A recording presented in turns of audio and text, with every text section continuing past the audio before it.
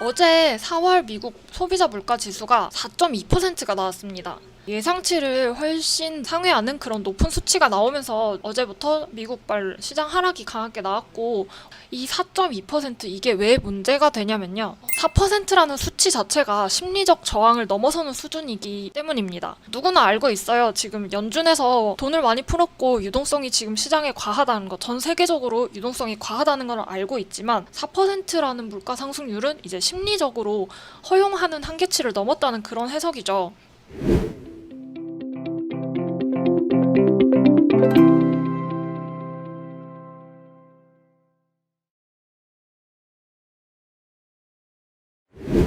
인플레이션 쇼크가 뭐냐면, 우선 인플레이션이라는 물가가 상승한다는 그런 의미입니다.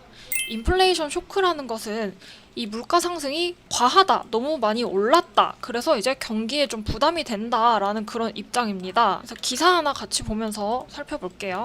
어제 4월 미국 소비자 물가 지수가 4.2%가 나왔습니다. 예상치를 훨씬 상회하는 그런 높은 수치가 나오면서 어제부터 미국발 시장 하락이 강하게 나왔고, 오늘 장 초반에도 낙폭이 커지지 않겠나 하는 그런 공포감이 있었는데, 다행히 점심때까지 시장 반등이 어느 정도 나오면서 상승 전환도 시도를 해주었고, 오늘 하락 마감을 하긴 했지만 하방이 제한된 우려감이 좀 덜어지는 그런 모습들이 나오기도 합니다. 이 4.2% 이게 왜 문제가 되냐면요. 4%라는 수치 자체가 심리적 저항을 넘어서는 수준이기 때문입니다. 누구나 알고 있어요. 지금 연준에서 돈을 많이 풀었고 유동성이 지금 시장에 과하다는 거, 전 세계적으로 유동성이 과하다는 걸 알고 있지만 4%라는 물가 상승률은 이제 심리적으로 허용하는 한계치를 넘었다는 그런 해석이죠. 그리고 물가는 당장 가계 지출에도 당장 와닿는 그런 부분이기도 하니까 감성적인 부분, 센티멘탈적인 부분도 좀 상당 부분 영향을 미쳤다고 해석을 하고 있습니다.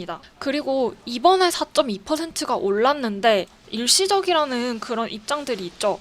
그래도 우려감이 가시지 않는 이유가 5월 또한 이제 또 원유 상승이 예상되기 때문입니다. 원유 쪽에서는 송유관 해킹 사건이 일어나면서 원유 상승세가 지속이 될 것이고 물가 상승세가 지속될 것이라는 전망이 있습니다. 그렇기 때문에 유가가 오르면은 당연히 뭐 물가가 안정되기는 조금 어렵겠죠. 유가 상승을 기반으로 한 물가 상승 또한 예상이 되고 있는 부분이기 때문에 4월에 물가 지수 상승이 5월에도 이어질 수 있겠다라는 그런 우려감이 조금 더 가중되어서 적용이 된 부분이고요.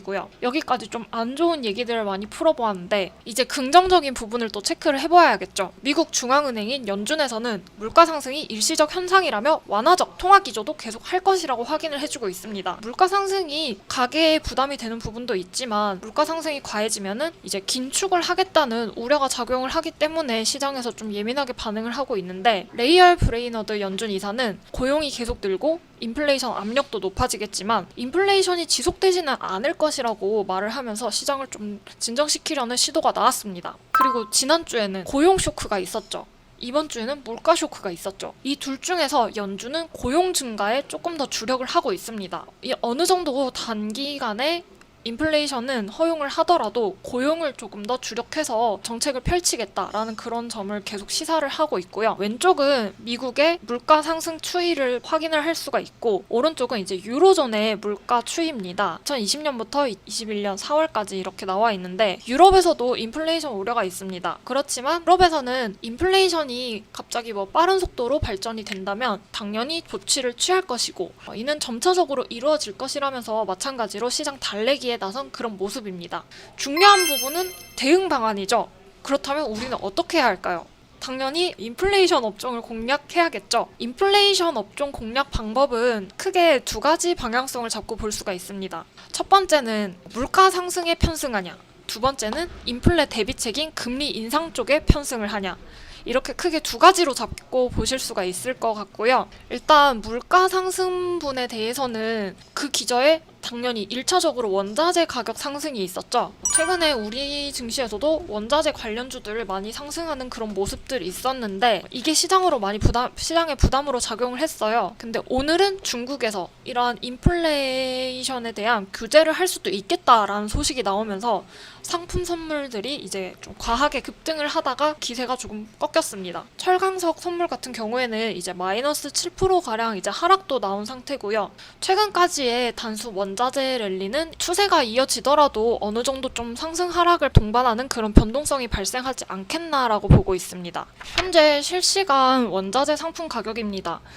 대략적으로 봐도 좀 파란색이 좀 많이 보이죠? 금부터 시작해서 이제 은, 구리, 최근에 상승이 과했던 그런 원자재들이 전반적으로 좀 하락세를 보이고 있습니다. 특히 또 원목 같은 경우에는 3%대의 하락도 많이 확인이 되고 있고, 그동안 좀 랠리를 펼쳐왔던 원자재 가격에 대해서도 상승이 과하다라는 그런 분석들이 있었는데, 오늘은 이제 중국발 소식으로 인해서 어느 정도 조정을 겪으면서 이제 당분간 물가 상승 랠리도 진정이 되지 않겠나, 아니면 뭐 완만한 상승세로 이어지지 않겠나, 뭐 이러한 분석들도 나오고 있는 상태입니다. 그렇기 때문에 물가 상승 쪽을 공략을 한다면 단순히 원자재 쪽으로 접근을 하기보다는 이제 조금 더 더블 모멘텀이 작용할 수 있는 부분을 공략을 해야겠죠. 그 대안으로는 바로 음식료 업종을 공략하는 것을 추천드립니다. 음식료 업종은 지난주부터 강조드린 부분이긴 합니다.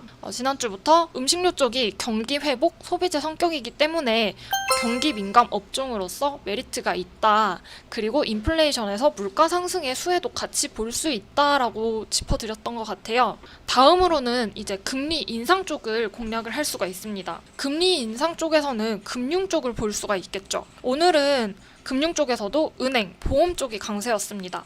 당연히 물가를 안정화시키기 위해서는 금리를 수단 중에 하나로 활용을 할 수가 있고, 금리가 인상이 된다면 은행이 수혜를 볼 수밖에 없으니까 은행부터 좀 강하게 움직여주는 모습이었고, 이렇게 인플레이션 대비책으로는 크게 두 가지 방향성, 물가 상승과 금리 인상, 이 두 가지 방향성을 두고 볼 수가 있겠고요.